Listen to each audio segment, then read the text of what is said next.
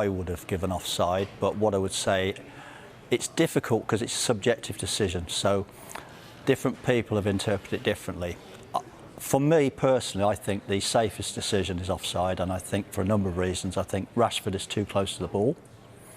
I think that he impacts on the goalkeeper and he impacts on Akanji's run, and I think he changes his running position. I think originally when you see the ball, he starts going to the right, and then he goes to the left, so he goes towards the ball. I think at that point Darren Cann makes that decision. If I was a referee, I got Darren Cann on the line, who run the line in the World Cup final.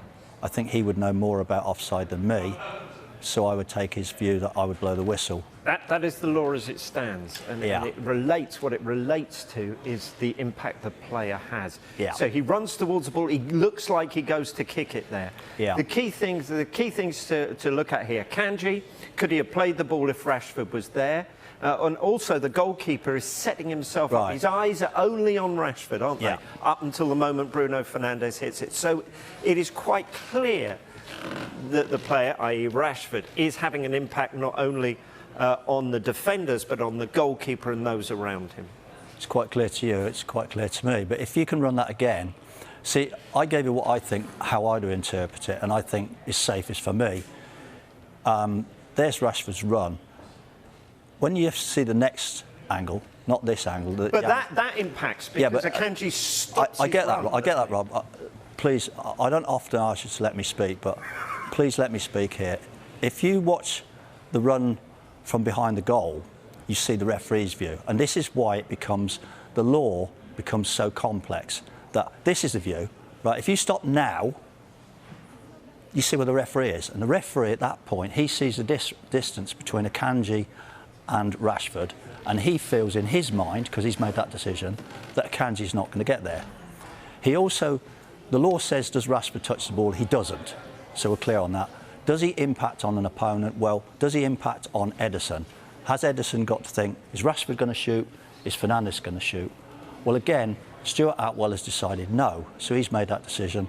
He's gone to Darren Cann, they've spoken about it. The difficulty is, if Darren Cann interprets it one way, and Stuart interprets it another, the vote's 1-1.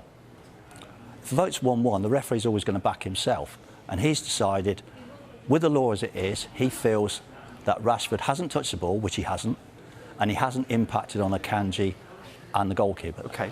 So therefore he's given the goal. Let's explore that a bit further, because Rashford makes the run from Akanji's right-hand side to his left-hand side. So therefore he automatically blocks Akanji's run. If we have a look at this with the wizardry of modern technology, that is the shot without Rashford in it. So if Rashford isn't there, that's the view.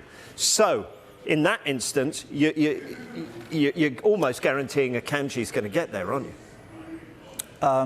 He's going to get there ahead of anyone else. Yeah, but unfortunately Rashford was there, wasn't he? Yeah, so therefore he's impacting, isn't he? Yeah, but you can check. And the rule, the law that's on the bottom of your screen now at this moment quite clearly shows that therefore it should have been ruled off. Yes, but as I tried to explain, Rob, that's not the law. That's a bullet point in the law. There is 4 of them, and 3 others say, does he touch the ball? No. He goes to play the ball just there. Yeah. And then steps off it. And that's why I say, you know, I've been quite clear. I think the safest option for me would have been to give offside. The referee chose not to, and he chose not to for the reasons I've given you. And the knock-on effect from that I was going to go on to is, there's the referee's view, and that's why he's made that decision. The knock-on effect from the referee making that decision is the VAR can't intervene, because the VAR rules, is it a factual offside? Well, it's not a factual offside. This is actually a subjective offside. And the referee has decided, in his view, it didn't fulfil the criteria. So therefore, the VAR has no evidence to go against him, because his view is supported by law.